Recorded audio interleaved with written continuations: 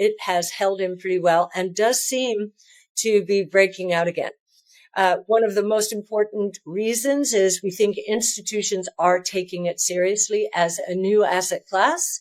And while the correlation seems to have been close to the market this time around, we're up to nearly 20 million units outstanding now. The most we will ever see is 21 million, and institutions have barely started moving in. So we think that the scarcity value of Bitcoin is going to grow over the years. Cathie kicks off with a sharp analysis of two key market indicators: the S&P 500 to gold ratio and the S&P 500 to oil ratio. While some analysts are raising red flags about the S&P to gold ratio breaking down, often seen as a flight to safety, Cathie shifts the spotlight to a far more encouraging signal: the S&P to oil ratio, which is breaking out and pointing toward renewed market strength. If you're finding value in this insight, smash that like button, subscribe, and turn on post notifications so you never miss an update. We've got more deep dives into cryptocurrencies, digital assets, and market trends waiting for you. Check them out after this video, and don't forget to drop your thoughts in the comments. Your engagement helps boost the algorithm and fuels the growth of this channel. Thanks for being here, and enjoy the video. Well, I do think it's very important to look at gold and Bitcoin. So there is a measure, the S&P to the gold price, which some people are looking at and they're saying, uh-oh, this thing is breaking down. And but there's another measure, and that's the S&P to the oil price, and that measure is breaking out. I actually think gold has been much more of a flight to safety. Oil is giving us a better sense of direction here in terms of talk about a massive tax cut. The oil price coming down as much as it has is probably going to offset a lot of pain out there in a way that many people are not appreciating yet. So that's that. On Bitcoin, yes, we've been watching it very carefully. Like gold, it is a risk-off asset. But like gold, it is also, unlike gold, it is also a risk-on asset. So it has been equivocating in here. But as you say, Ryan, it has held in pretty well and does seem to be breaking out again. One of the most important reasons is we think institutions are taking it seriously as a new asset class. And while the correlation seems to have been close to the market this time around, it is not always this way. If you look at what happened during the regional bank crisis, Bitcoin was the first out of the chute, and the NASDAQ and other stock market indicators followed. And when we got our first exposure to Bitcoin in 2015, Greece was threatening to leave the European Union, and Bitcoin was moving up every time there was a threat. So we've watched it very carefully. And yes, of course, it is risk on also because it's a technology. And a very important technology. It's a new monetary system, a global rules-based monetary system with no government oversight, first time ever. And as I said, a new asset class. So we think it's a very big idea, and that we're up to nearly 20 million units outstanding now. The most we will ever see is 21 million, and institutions have barely started moving in.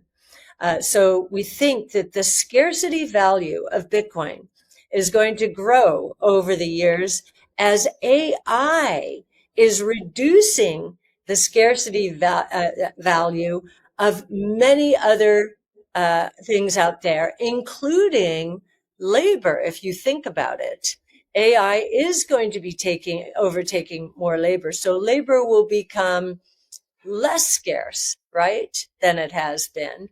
And so the market will be looking for scarcity value anywhere it can find it. That's what the market pays up for, right? And we think Bitcoin will be one of those. As you know, our bull case in 5 years is $1.5 million. So we're in the high 80,000s now, unless it's popped above 90 in the last hour or so.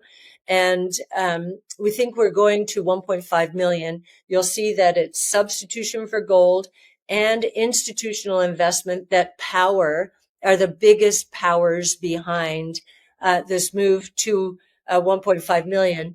And then the third, very important one is actually, did I just see Bitcoin did cross over 90,000? I think it Yeah. did. Oh, there we go. So, the third is emerging markets. Wow, 91.5. Yeah, it sure Oh, did. We should keep I know. talking, apparently. What's going Yeah, on? let's keep talking. Let's keep. So, we think that emerging market businesses and consumers are going to find Bitcoin more and more important uh, over time, and as an insurance policy against confiscation of wealth, which can take the form of inflation, which is caused by bad monetary policies and bad fiscal policies in other parts of the world. And I think it'll be an insurance policy for anyone in the developed or the emerging markets. But anyone with an internet connection can buy Bitcoin. And that's going to become more important over time. Just like gold. And they did part company because, again, Bitcoin does have a little bit more of a risk on element to it as well. So there was a little bit of payback for last year's performance. Sure. But yes, it is a hedge. It is a technology. It is a new asset class. It is a big idea. And so, yes, now I am going to differ with what I believe is a consensus view evolving, and that is that the dollar is going to go down. If we're right and deregulation, tax cuts occur here in the United States, as well as broader based tax cuts in the form of tariffs coming down everywhere, favoring the U.S. Because if you'll notice, there has been unfair treatment, particularly with non-tariff trade barriers. Then the rate of return on invested capital in the United States should increase relative to that abroad, and that should be dollar positive. This is what happened during the Reagan Revolution. And in fact, the dollar was so strong that we had to have the Plaza and Louvre Accords, where all of the treasury ministers around the world, including the United States, said, okay, we've got to sell some dollars to relieve some of these liquidity pressures. So I know that the dollar has been quite weak over the last few weeks, since so-called Liberation Day, especially. But if you look at it in the context of the very long term, it is still up there. Sure. It is still up there. You know, we were on a trade weighted basis. We were in the 70s in 10 years ago or so forth. And so now we're at 100, and we've come down from 110 plus. So in the context of history, it is not that weak in an absolute sense. In the context of a few weeks, I agree with you. This has been a big move in a very short period of time. In this segment, Cathie introduces a powerful new term, FINAE, short for financial internet. She explains that blockchain technology represents the financial layer of the internet that should have been built back in the 1990s.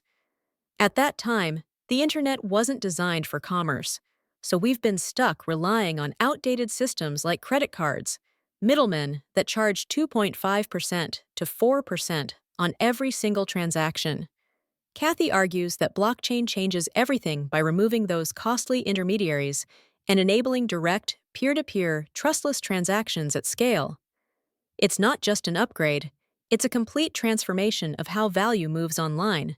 I like to explain what's going on here. It seems so, I guess the word crypto makes this movement seem a little suspicious and worrisome, and I get that. We should be using internet financial system or finternet, because all that's happening right now with blockchain technology is developers are building the layer of the internet that they did not put in place in the early 90s because they did not understand that financial services and commerce would take place on the internet. And so they kind of used band-aids with traditional credit cards and everything. And we have a permanent 2.5% to 4% tax on financial transactions and commerce. This layer of the internet is going to obliterate a lot of that tax. And we do believe that Bitcoin is the biggest and will remain the biggest part of the blockchain movement because for three reasons. It's a global monetary system, rules-based. If I've never seen a private, no government oversight, digital, decentralized, rules-based monetary system. It is a new technology, as I just described, and it is a new asset class, which doesn't behave like other asset classes. So any asset allocator has to take a look at a new asset class and have a point of view. Even if they don't like it, they have to have a good reason not to like it and not to incorporate it into portfolio. So what you see here are our bear, base, and bull case for Bitcoin, based on those three revolutions that are taking place. You can see we've segmented out what share of these various categories of use cases Bitcoin will reach, we believe. And I will say, because of the new regulatory regime in the US specifically, we are leaning more towards our bull case price target for Bitcoin than to our base case. And just to tee it up a little bit further, we wrote our first blog on Bitcoin in 2014. We took our first position. We gained exposure for our clients, our first position in 2015. That was when we wrote our first white paper on Bitcoin. It was $250 then. It is about $85,000 now. And yet, as you can see here, we believe there are miles to go for the various reasons. Institutional investment is a very big one, that purple part of the bar, and digital gold. Recently, gold has taken off relative to Bitcoin, but if you look at what happened last year, it was completely the opposite. And we do think over time, Bitcoin will take more and more share from gold because it is digital gold. And then the third use case there, that red part of the bar, that's really emerging markets. And this use case might be the most provocative because we do know that in many countries, corrupt fiscal and monetary regimes have destroyed purchasing power and wealth for their populations. Well, now, if a person in any of these countries has an internet connection, that person can buy an insurance policy in the form of Bitcoin against their possibly corrupt regimes. Cathie Wood doesn't view Bitcoin as just another speculative asset. She sees it as the cornerstone of a new financial era. Whether you're a seasoned investor or just dipping your toes into the world of digital assets, her vision offers a clear roadmap for what's ahead: institutional adoption, financial inclusion in emerging markets, and a complete reshaping of global trade and monetary systems. The Bitcoin story? It's nowhere near over. In fact, it might just be getting started. If this breakdown brought you value, hit that like button, subscribe, and share it with others who want to stay ahead of the curve. Got thoughts on Cathie's bold $1.5 million Bitcoin forecast? Drop them in the comments below. Is she spot on or reaching too far? Your engagement fuels this channel's growth. See you on next video.